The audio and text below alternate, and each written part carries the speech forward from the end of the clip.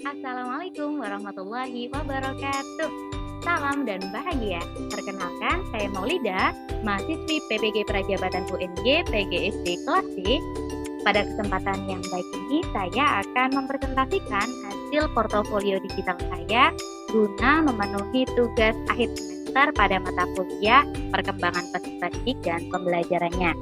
Pertama, saya akan menampilkan tema pada pameran akhir perkuliahan yang saya ambil, yaitu peningkatan keaktifan siswa melalui model pembelajaran kooperatif learning tipe Team Game Turnamen pada siswa kelas 2. Nah, tema ini dilatar belakangi dari hasil observasi yang saya lakukan saat PPL 1. Guru yang ideal, seperti yang kita pahami bersama, adalah guru yang mampu memetakan karakteristik peserta didik.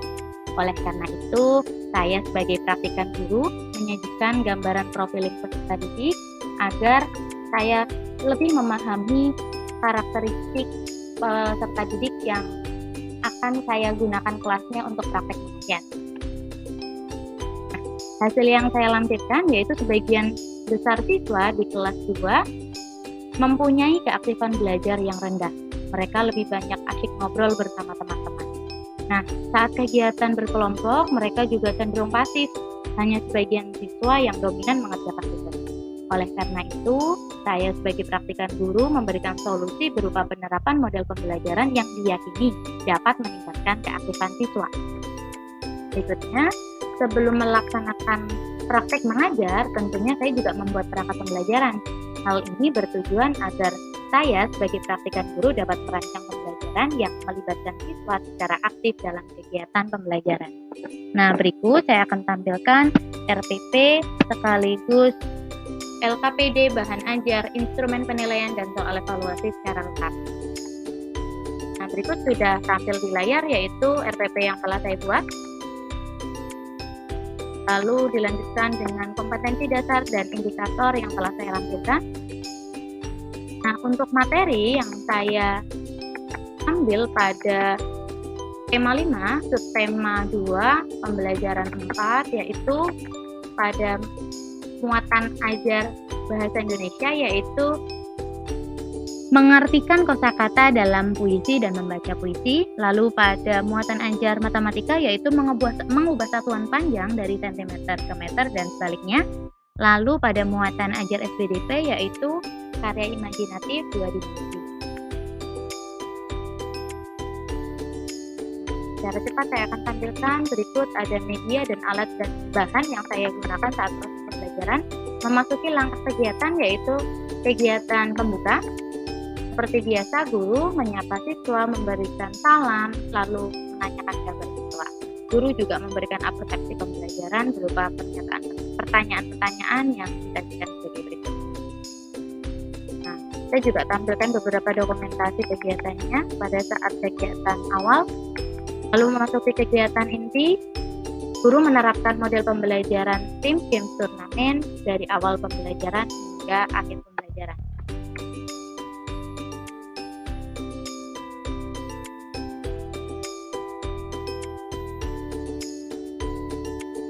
Dilanjutkan dengan kegiatan penutup, yaitu guru merefleksi pembelajaran, menyimpulkan pembelajaran bersama.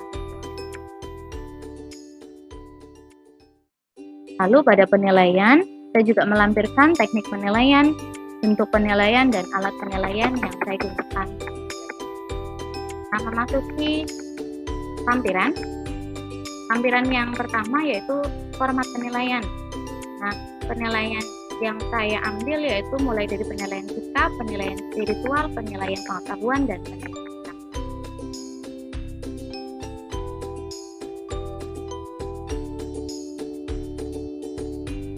Saya juga tampilkan rubrik penilaiannya, baik itu rubrik penilaian sikap dan rubrik penilaian.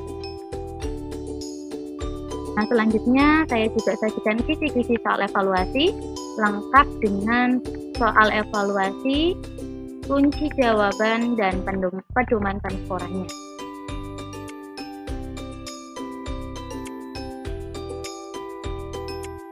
Berikutnya saya juga tampilkan bahan ajar. Bahan ajar ini saya gunakan saat praktik membacakan puisi sesuai dengan intonasi, jeda, dan ekspresi ekspresi yang tepat. Nah, berikut saya juga lampirkan LKPD. LKPD ini saya gunakan saat turnamen berkelompok. Setelah saya sampaikan materi dan anak-anak mempraktekkan cara membaca puisi yang sesuai intonasi, jeda, dan ekspresi yang tepat, lalu anak-anak saya buat kelompok dan mereka melaksanakan turnamen untuk siapa yang paling cepat menjodohkan kata dan makna kata yang tepat sesuai dengan isi puisi. Nah, selain ini juga nanti saya akan tampilkan papan permainan yang saya juga gunakan dalam model pembelajaran PGT ini. Selanjutnya ada LKPD Matematika. LKPD Matematika ini anak-anak kerjakan bersama kelompoknya. Lalu ada pola kolase. Nah, ini pola kolase gambar ikan. Nah, ini anak-anak mempraktekkan membuat karya imajinatif 2 dimensi bersama teman kelompok. Nah, yang terakhir yaitu sajian bahan ajar. Bahan ajar ini lengkap mulai dari ilustrasi gambar dan sajian materi yang saya gunakan sebagai patokan materi saat penyampaian di kelas. Nah, berikut saya akan sajikan secara cepat,